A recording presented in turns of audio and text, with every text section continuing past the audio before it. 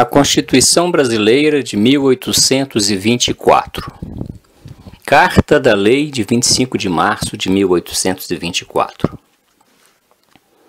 Manda observar a Constituição Política do Império, oferecida e juntada por Sua Majestade o Imperador Dom Pedro I, por graça de Deus e unânime aclamação dos povos, Imperador Constitucional e defensor perpétuo do Brasil. Fazemos saber a todos os nossos súditos que, tendo-nos requerido os povos deste império, juntos em câmaras, que nós, quanto antes jurássemos e fizéssemos jurar o projeto de Constituição que havíamos oferecido às suas observações para serem depois presentes à nova Assembleia Constituinte, mostrando o grande desejo que tinham de que ele se observasse já como Constituição do Império, por lhes merecer a mais plena aprovação e dele esperarem a sua individual e geral felicidade política. Nós juramos o sobredito projeto para o observarmos e fazermos observar como Constituição que de hora em diante fica sendo deste império, a qual é do teor seguinte. Em nome da Santíssima Trindade, título 1º, do Império do Brasil, seu território, governo, dinastia e religião. Artigo 1º. O Império do Brasil é a associação política de todos os cidadãos brasileiros. Eles formam uma nação livre e independente que não admite com qualquer outra laço algum de união ou federação que se oponha à sua independência. Artigo 2º. O seu território é dividido em províncias na forma em que atualmente se acha, as quais poderão ser subdivididas como pedir o bem do Estado. Artigo 3º. O seu governo é monárquico, hereditário, constitucional e representativo. Artigo 4º. A dinastia imperante é a do senhor Dom Pedro I, atual imperador e defensor perpétuo do Brasil. Artigo 5º. A religião católica apostólica romana continuará a ser a religião do Império. Todas as outras religiões serão permitidas com seu culto doméstico ou particular, em casas para isso destinadas, sem forma alguma exterior de templo. Título 2º. Dos cidadãos brasileiros. Artigo 6º. São cidadãos brasileiros. 1. Os que no Brasil tiverem nascido, quer sejam ingênuos ou libertos, ainda que o pai seja estrangeiro, uma vez que este não resida por serviço de sua nação. 2. Os filhos de pai brasileiro e os ilegítimos de mãe brasileira, nascidos em país estrangeiro, que vierem estabelecer domicílio no Império. 3. Os filhos de pai brasileiro que estivessem em país estrangeiro em serviço do Império, embora eles não venham estabelecer domicílio no Brasil. 4.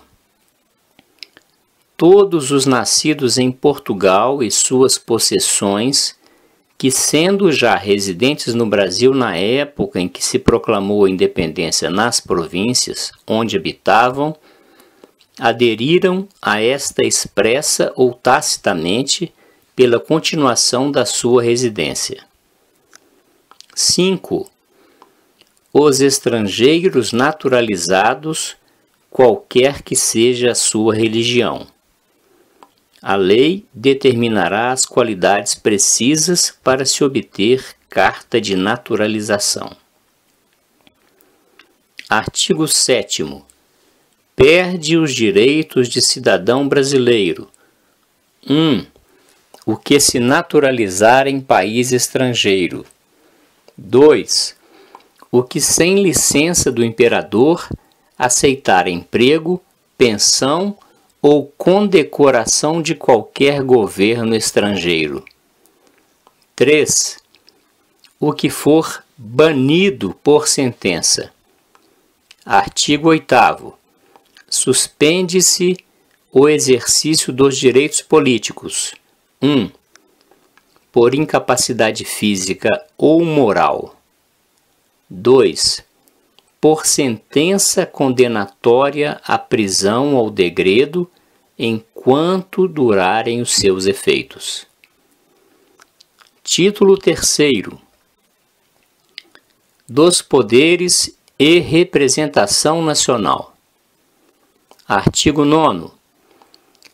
A divisão e harmonia dos poderes políticos é o princípio conservador dos direitos dos cidadãos e o mais seguro meio de fazer efetivas as garantias que a Constituição oferece. Artigo 10º. Os poderes políticos reconhecidos pela Constituição do Império do Brasil são 4. O poder legislativo, o poder moderador, o poder executivo e o poder judicial. Artigo 11. Os representantes da nação brasileira são o imperador e a Assembleia Geral. Artigo 12. Todos estes poderes no Império do Brasil são delegações da nação. Título 4. Do Poder Legislativo. Capítulo 1. Dos ramos do Poder Legislativo e suas atribuições. Artigo 13. O Poder Legislativo é delegado à Assembleia Geral com sanção do Imperador. Artigo 14. A Assembleia Geral compõe-se de 2 câmaras, Câmara de Deputados e Câmara de Senadores ou Senado. Artigo 15. É da atribuição da Assembleia Geral: 1. Tomar juramento ao imperador, ao príncipe imperial, ao regente ou regência. 2. Eleger a regência ou o regente e marcar os limites da sua autoridade. 3. Reconhecer o príncipe imperial como sucessor do trono na primeira reunião logo depois do seu nascimento. 4. Nomear tutor ao imperador menor, caso seu pai o não tenha nomeado em testamento. 5. Resolver as dúvidas que ocorrerem sobre a sucessão da coroa. 6. Na morte do imperador ou vacância do trono, instituir exame da administração que acabou e reformar os abusos nela introduzidos. 7. Escolher nova dinastia, no caso da extinção da imperante. 8. Fazer leis, interpretá-las, suspendê-las e revogá-las. 9. Velar na guarda da Constituição e promover o bem geral da nação. 10. fixar anualmente as despesas públicas e repartir a contribuição direta. 11. Fixar anualmente, sobre a informação do governo, as forças de mar e terra ordinárias e extraordinárias. 12.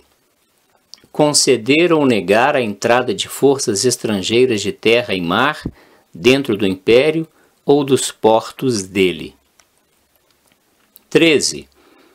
Autorizar ao governo para contrair empréstimos. 14. Estabelecer meios convenientes para pagamento da dívida pública. 15.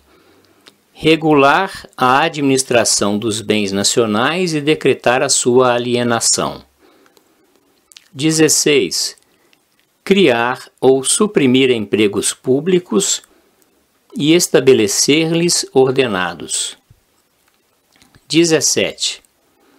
Determinar o peso, valor, inscrição, tipo e denominação das moedas, assim como o padrão dos pesos e medidas. Artigo 16. Cada uma das câmaras terá o tratamento de augustos e digníssimos senhores representantes da nação. Artigo 17. Cada legislatura durará 4 anos e cada sessão anual 4 meses. Artigo 18. A sessão imperial de abertura será todos os anos no dia 3 de maio. Artigo 19. Também será imperial a sessão do encerramento, e tanto esta como a da abertura se fará em Assembleia Geral, reunidas ambas as câmaras. Artigo 20. Seu cerimonial e o da participação ao imperador será feito na fórmula do regimento interno. Artigo 21. A nomeação dos respectivos presidentes, vice-presidentes e secretários das câmaras, verificação dos poderes dos seus membros, juramento e sua política interior, se executará na forma de seus regimentos. Artigo 22. Na reunião das duas câmaras, o presidente do Senado dirigirá o trabalho, os deputados e senadores tomarão lugar indistintamente. Artigo 23. Não se poderá celebrar sessão em cada uma das câmaras sem que esteja reunida a metade e mais um dos seus respectivos membros. Artigo 24. As sessões de cada uma das câmaras serão públicas, à exceção dos casos em que o bem do Estado exigir que sejam secretas. Artigo 25. Os negócios se resolverão pela maioria absoluta de votos dos membros presentes. Artigo 26. Os membros de cada uma das câmaras são invioláveis pelas opiniões que proferirem no exercício das suas funções. Artigo 27. Nenhum senador ou deputado, durante sua deputação, pode ser preso por autoridade alguma, salvo por ordem da sua respectiva Câmara, menos em flagrante delito de pena capital. Artigo 28. Se algum senador ou deputado for pronunciado, o juiz, suspendendo todo o ulterior procedimento, dará conta à sua respectiva Câmara, a qual decidirá se o processo deva continuar e o membro ser ou não suspenso no exercício das suas funções. Artigo 29.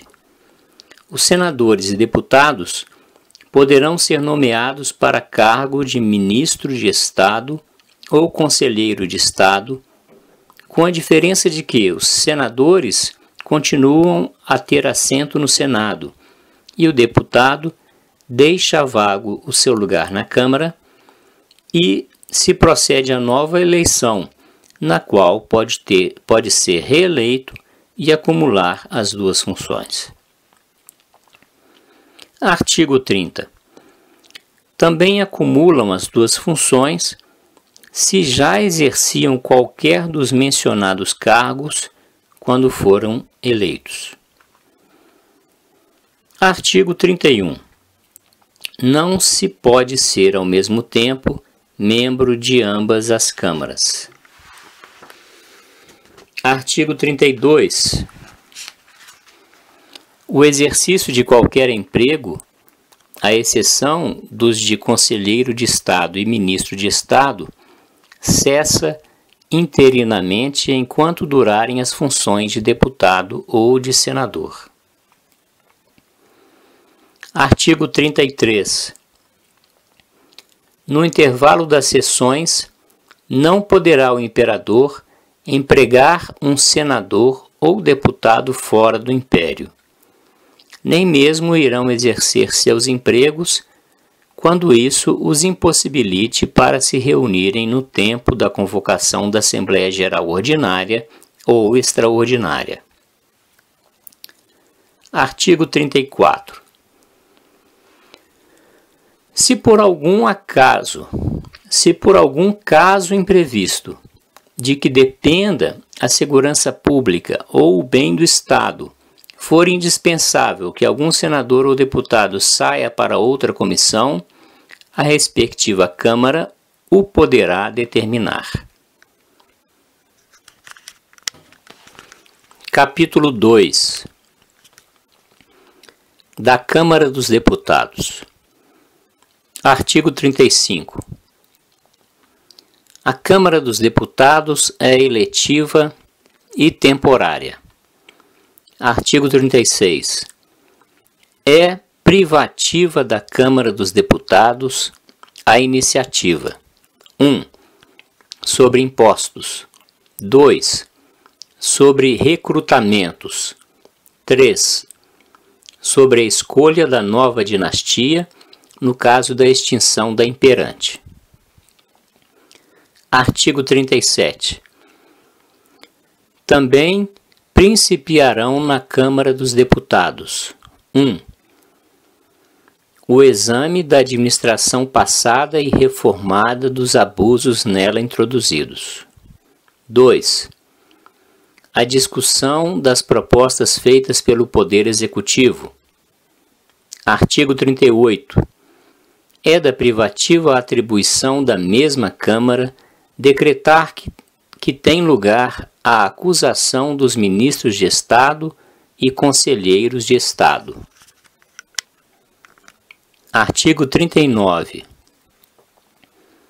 Os deputados vencerão, durante as sessões, um subsídio pecuniário taxado no fim da última sessão da legislatura antecedente.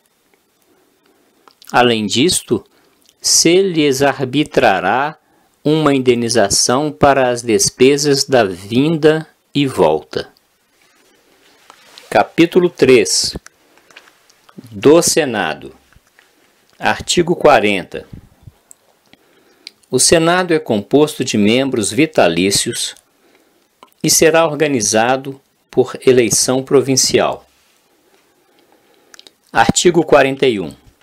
Cada província dará tantos senadores quantos forem metade de seus respectivos deputados, com a diferença que, quando o número dos deputados da província for ímpar, o número dos seus senadores será metade do número imediatamente menor, de maneira que a província que houver de dar 11 deputados dará 5 senadores.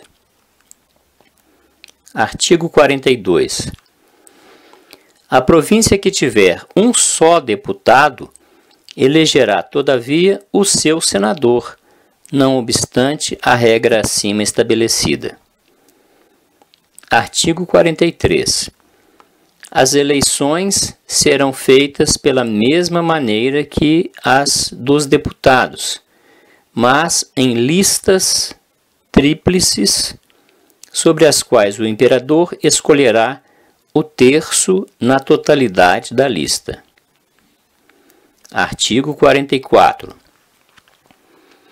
Os lugares de senadores que vagarem serão preenchidos pela mesma forma da primeira eleição pela sua respectiva província. Artigo 45. Para ser senador, requer-se 1. Que seja cidadão brasileiro e que esteja no gozo dos seus direitos políticos. 2. Que tenha de idade 40 anos para cima. 3. Que seja pessoa de saber, capacidade e virtudes, com preferência os que tiverem feito serviços à pátria. 4. Que tenha de rendimento anual por bens, indústria, comércio ou empregos a soma de 800 mil réis. Artigo 46. Os príncipes da Casa Imperial são senadores por direito e terão assento no Senado logo que chegarem à idade de 25 anos. Artigo 47. É da atribuição exclusiva do Senado 1. Conhecer dos delitos individuais cometidos pelos membros da família imperial, ministros de Estado, conselheiros de Estado e senadores, e dos delitos dos deputados durante o período da legislatura. 2. Conhecer da responsabilidade dos secretários e conselheiros de Estado. 3. Expedir cartas de convocação da Assembleia, caso o imperador o não tenha feito 2 meses depois do tempo que a Constituição determina, para o que se reunirá o Senado extraordinariamente. 4. Convocar a Assembleia na morte do imperador para a eleição da regência, nos casos em que ela tem lugar, quando a regência provisional o não faça. Artigo 48. No juízo dos crimes, cuja acusação não pertence à Câmara dos Deputados, acusará o Procurador da Coroa e Soberania Nacional. Artigo 49. As sessões do Senado começam e acabam ao mesmo tempo que as da Câmara dos Deputados. Artigo 50. À exceção dos casos ordenados pela Constituição, toda reunião do Senado, fora do tempo das sessões da Câmara dos Deputados, é ilícita e nula. Artigo 51. O subsídio dos senadores será de tanto e mais metade do que tiverem os deputados. Capítulo 4. Da proposição, discussão, sanção e promulgação das leis. Artigo 52.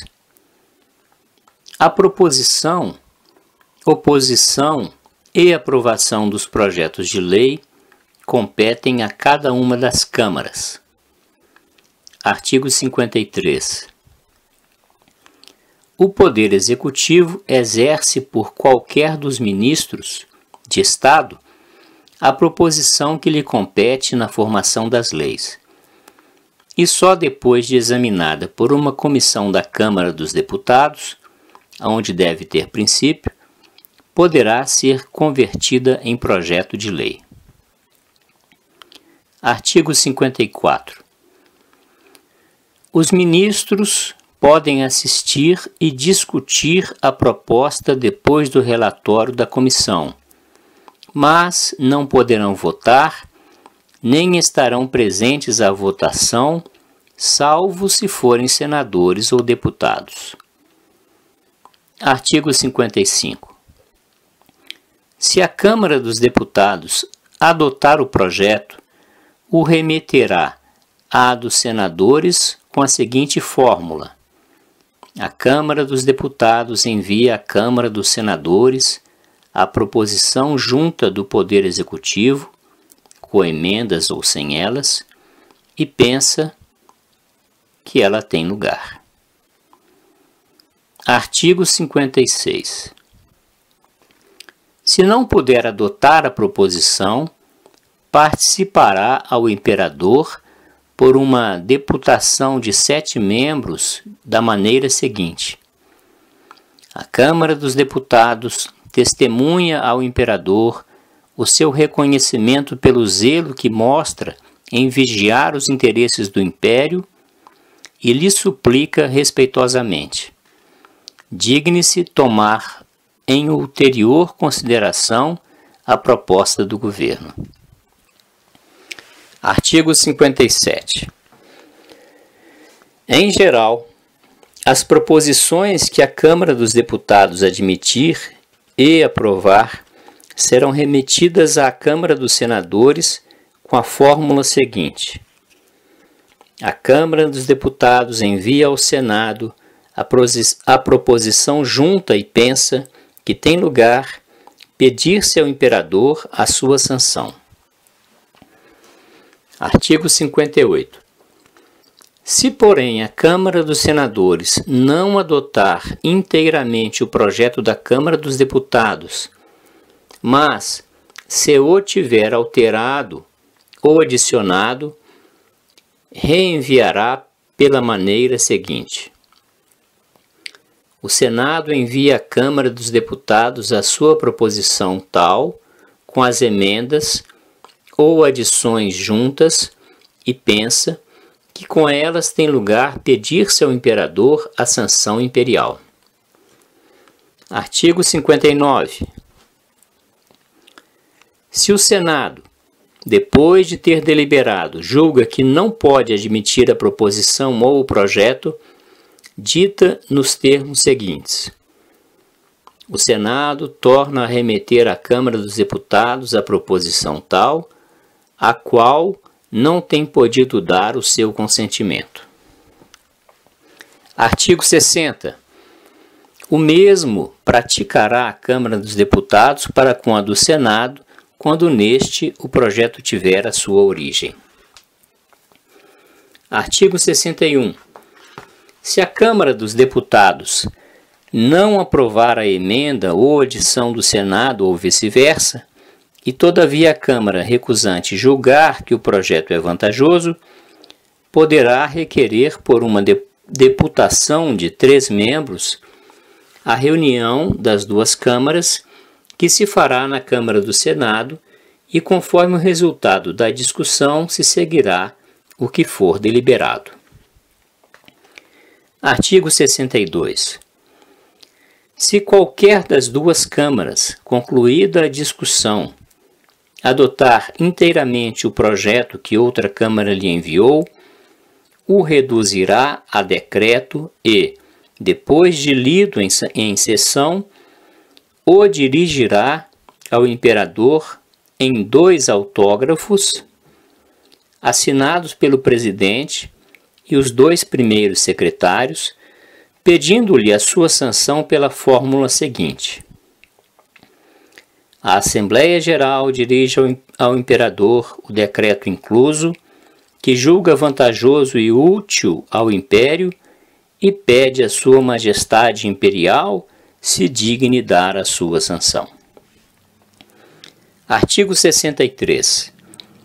Esta remessa será feita por uma deputação de 7 membros enviada pela Câmara ultimamente deliberante, a qual, ao mesmo tempo, informará a outra Câmara, onde o projeto teve origem, que tenha adotado a sua proposição, relativa a tal objeto e que a dirigiu ao imperador pedindo-lhe a sua sanção. Artigo 64.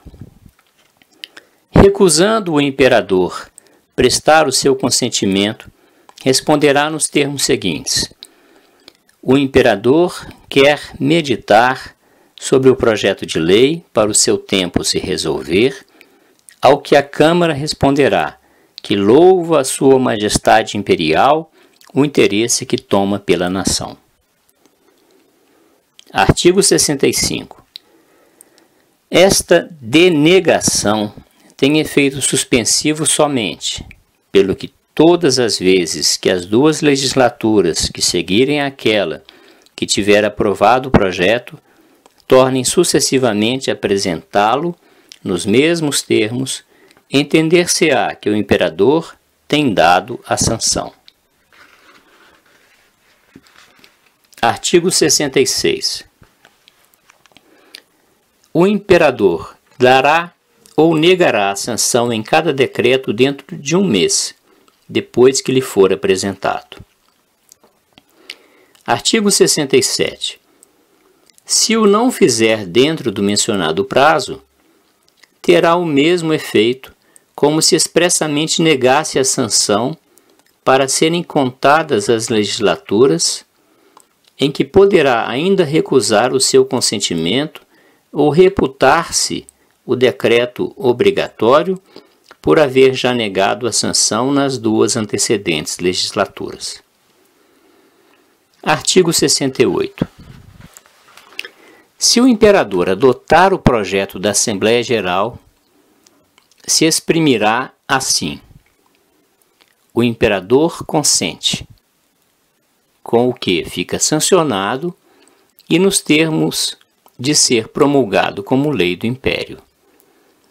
E um dos dois autógrafos, depois de assinados pelo imperador, será remetido para o arquivo da Câmara que o enviou, e o outro servirá para por ele fazer a promulgação da lei pela respectiva Secretaria de Estado, onde será guardado.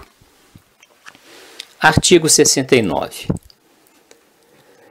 A fórmula da promulgação da lei será concebida nos seguintes termos: dom, por graça de Deus e unânime aclamação dos povos, imperador constitucional e defensor perpétuo do Brasil, fazemos saber a todos os nossos súditos que a Assembleia Geral decretou e nós queremos a lei seguinte. Aí vem a íntegra da lei nas suas disposições somente. Mandamos, portanto, a todas as autoridades a quem o conhecimento e execução da referida lei pertencer, que a cumpram e façam cumprir e guardar tão inteiramente como nela se contém. O secretário de Negócios, secretário de Estado dos Negócios, o da repartição competente, a faça imprimir, publicar e correr. Artigo 70. Assinada a lei pelo imperador, referendada pelo secretário de Estado competente e selada com o selo do Império, se guardará o original no arquivo público e se remeterão os exemplares dela impressos a todas as câmaras do Império, tribunais e mais lugares onde convenha fazer-se pública. Capítulo 5. Dos Conselhos Gerais de Província e suas atribuições. Artigo 71. A Constituição reconhece e garante o direito de intervir todo cidadão nos negócios da sua província e que são imediatamente relativos a seus interesses peculiares. Artigo 72. Este direito será exercitado pelas câmaras dos distritos e pelos conselhos que, com o título de Conselho Geral da província, se devem estabelecer em cada província onde não estiver colocada a capital do Império. Artigo 73. Cada um dos Conselhos Gerais constará de 21 membros das províncias mais populosas, nas províncias mais populosas, como sejam Pará, Maranhão, Ceará, Pernambuco, Bahia, Minas Gerais, São Paulo e Rio Grande do Sul, e nas outras de 13 membros. Artigo 74. A sua eleição se fará na mesma ocasião e da mesma maneira que se fizer a dos representantes da nação e pelo tempo de cada legislatura. Artigo 75. A idade de 25 anos, probidade e decente subsistência são as qualidades necessárias para ser membro destes conselhos. Artigo 76. A sua reunião se fará na capital da província e na primeira sessão preparatória nomearão presidente, vice-presidente, secretário e suplente que servirão por todo o tempo da sessão.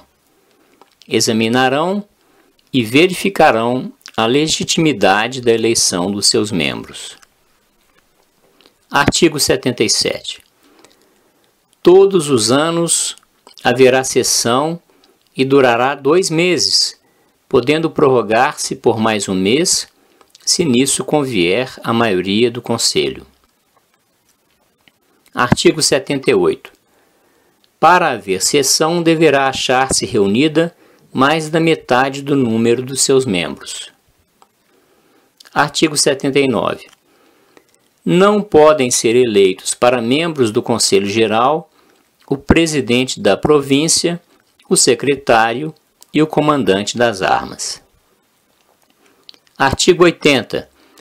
O presidente da província assistirá à instalação do Conselho Geral, que se fará no 1º dia de dezembro e terá assento igual ao do presidente do Conselho e à sua direita.